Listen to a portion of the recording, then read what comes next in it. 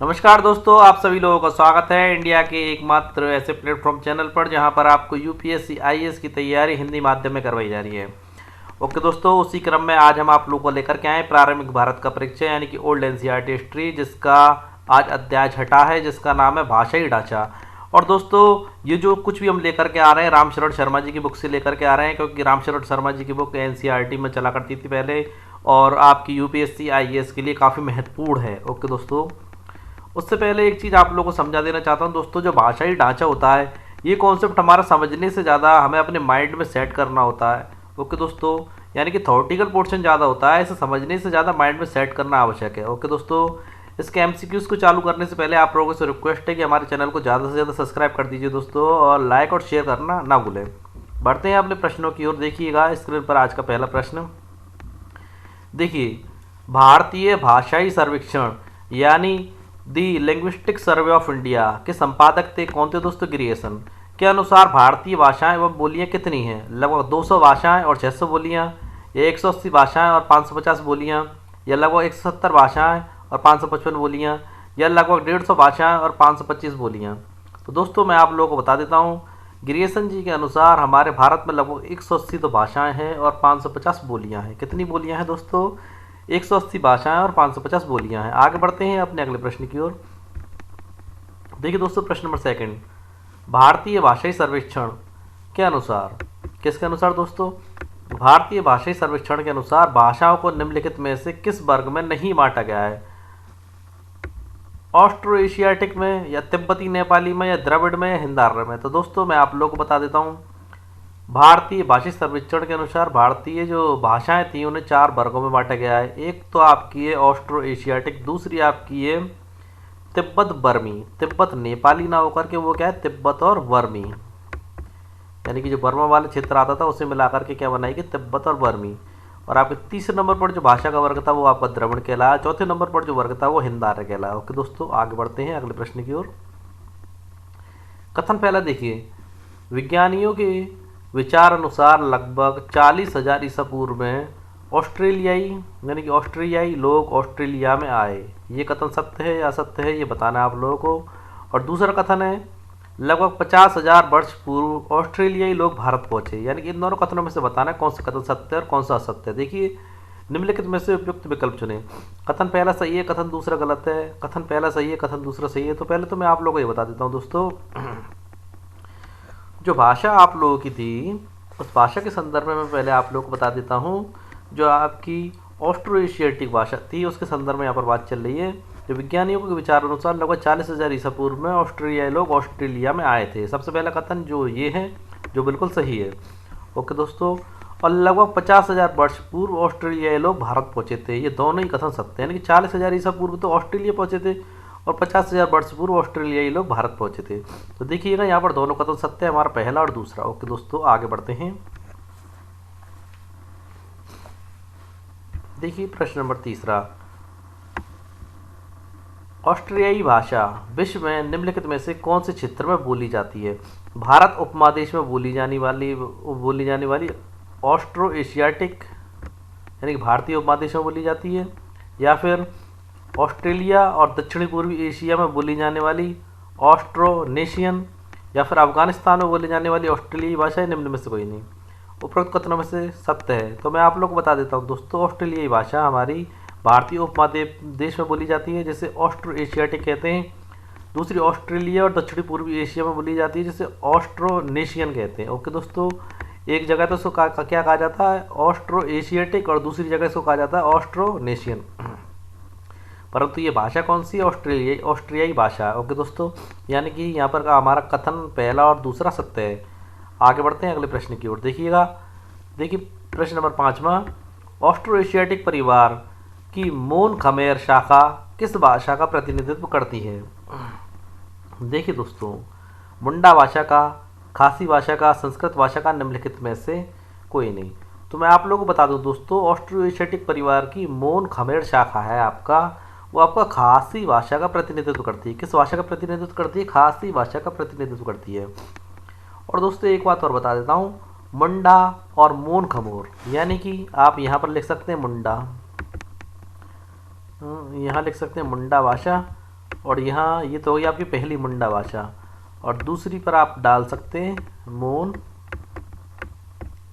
Khmer.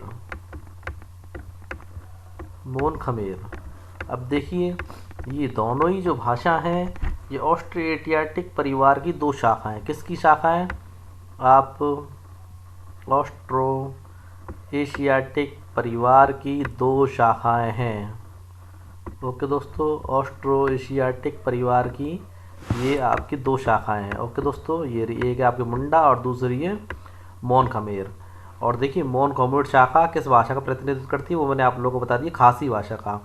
फिर दोबारा सुन लीजिए, ऑस्ट्रो एशियाटिक परिवार की दो शाखाएं, एक है मुंडा और दूसरी है मोन खमेर, और मोन खमेर शाखा आपकी खासी भाषा का प्रतिनिधित्व करती है। आगे बढ़ते हैं, देखिए प्रश्न नंबर 6, ऑस्ट्रो एशियाटिक परिवार की मुंडा शाखा के संदर्भ में निम्नलिखित में से कौन सा कथन असत्य है? मैंने आप लोगों को पहले ही बता दिया, ऑस्ट्रो एशियाटिक परिवार की दो शाखाएं, एक है मुंडा और दूसरी मैं आपको खमेर बता ही चुका हूँ। ओके दोस्तों, अब देखिए यहाँ प्रश्न मुंडा भाषा के संदर्भ में पूछा गया है, ऑस्ट्रो एशियाटिक परिवार की मुंडा शाखा के संदर्भ में निम्नलिखित में से कौन सा कथन असत्य है? गलत कथन के बारे में आप लोगों से पूछना चाह रहा है। तो देखिए दोस्तों, यह उत्तरी पूर्वी भारत में मेघालय के अंतर्गत खासी और जमीतिया पहाड़ियों में और निकोबारी द्वीपों में बोली जाती है। ओके दोस्तों, या कह सकते हैं निकोबार द्वीप समूह में बोली जाती है। ये झारखंड, बिहार, पश्चिम बंगाल, उड़ीसा में संथालियों द्वारा बोली जाती है। या मुंडो, संथालो और हो इत्यादि में प्रचलित बोलियां भी मुंडारी भाषा के रूप में जानी जाती हैं।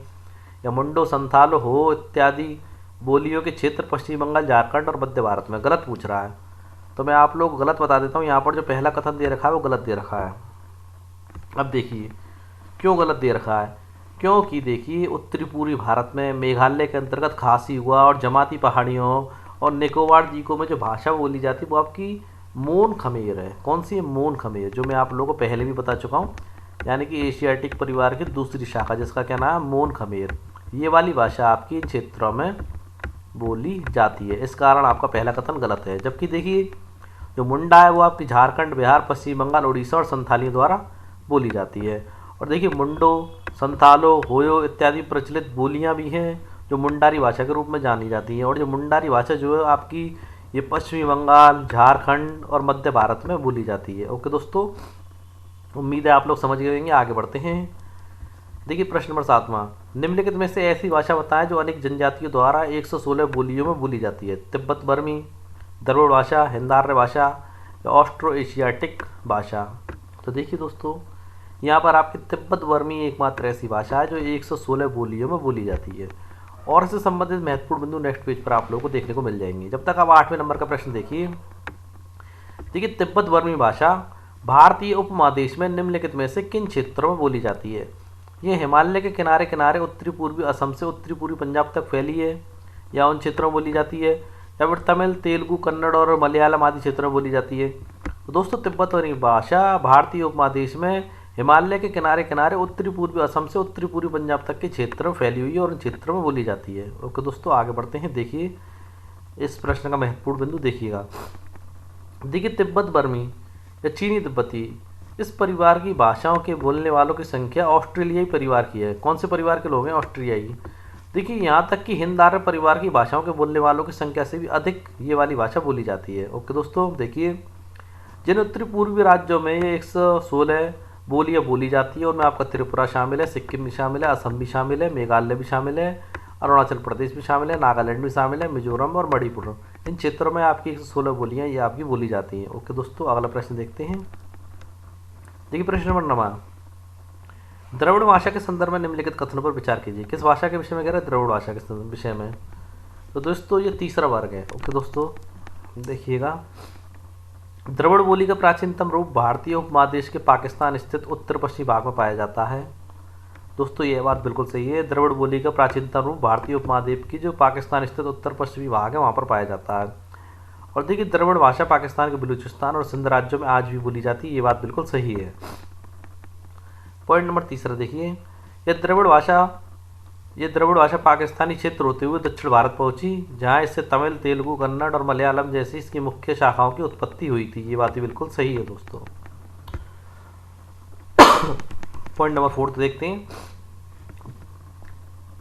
तमिल, दूसरी भाषाओं से कहीं अधिक द्रविड़ है। दोस्तों ये बात भी यहाँ पर बिल्कुल सही है। तमिल जो भाषा है बाकी की जो दूसरी भाषा है उनसे कहीं अधिक द्रविड़ है। ठीक है, उपरोक्त कथनों में से कौन सी कथन सत्य है? तो यहाँ पर आपके चारों के चारों ही कथन सत्य हैं। आगे बढ़ते हैं, प्रश्न नंबर 10वां देखते हैं।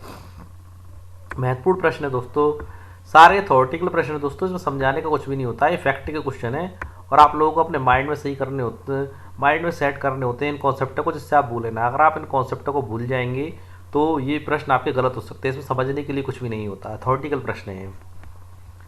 देखिए, भाषा विज्ञान के विद्वान द्रविड़ भाषा की उत्पत्ति का श्रेय किसे देते हैं? भाषा विज्ञान के विद्वान द्रविड़ भाषा की उत्पत्ति का श्रेय किसे देते हैं? फारस को, एलम को, पारसियों को, या निम्न में से कोई नहीं? तो दोस्तों एलम को दिया जाता है। आप एलम क्या चीज़ है वो मैं आपको नेक्स्ट पेज पर समझाऊंगा। प्रश्न नंबर 11 में देखिए, द्रविड़ भाषा की कौन सी बोली या रूप अभी भी ईरान, तुर्कमेनिस्तान, अफगानिस्तान और पाकिस्तान के बलूचिस्तान और सिंध राज्यों में बोली जाती है? किस भाषा की बात कर रहा है? द्रविड़ भाषा। तमिल, ओराव, क्रूक, ब्राहुई? तो आप लोग बता दो दोस्तों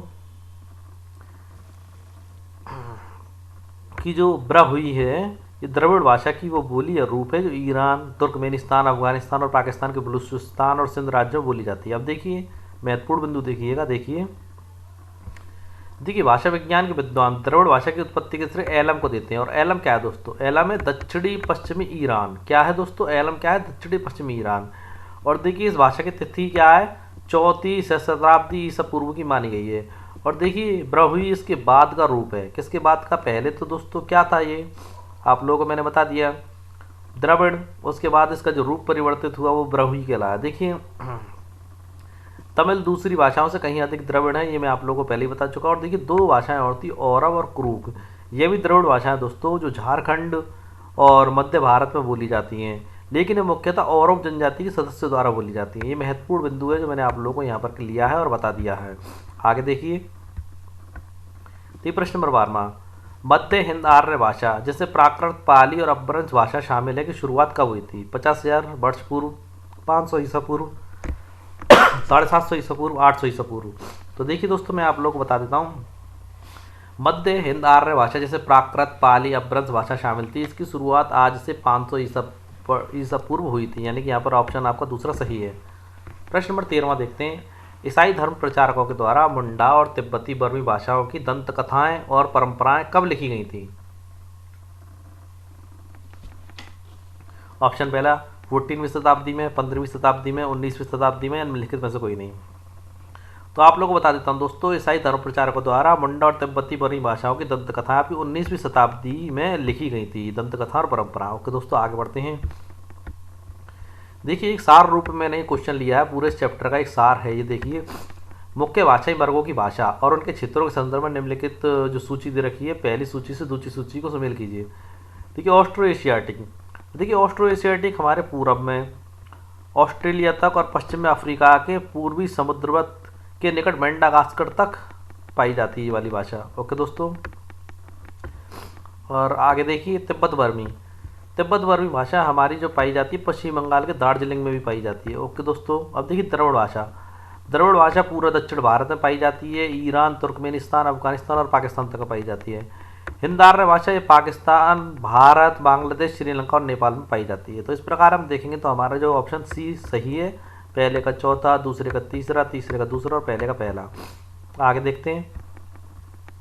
देखिए आज का अंतिम प्रश्न, हिंद आर्य भाषा के संदर्भ में निम्नलिखित कथनों पर विचार कीजिए। देखिए ये चौथा भाषा वर्ग है जो हिंद यूरोपीय परिवार का है। बिल्कुल सही बात है दोस्तों।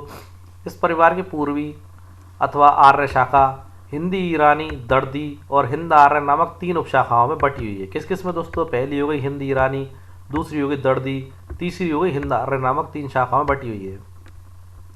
देखिए ईरानी, जैसे हिंदी ईरानी भी कहते हैं, ईरान में बोली जाती है और इसका प्राचीनतम नमूना क्या है? आवेस्ता में मिलता है। कहाँ पर मिलता है? आवेस्ता में मिलता है।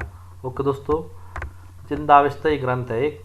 देखिए दर्दी भाषा पूर्वी अफगानिस्तान, उत्तरी पाकिस्तान और कश्मीर की है। कहाँ की है दोस्तों? दर्दी भाषा पूर्वी अफगानिस्तान, उत्तरी पाकिस्तान और कश्मीर की है।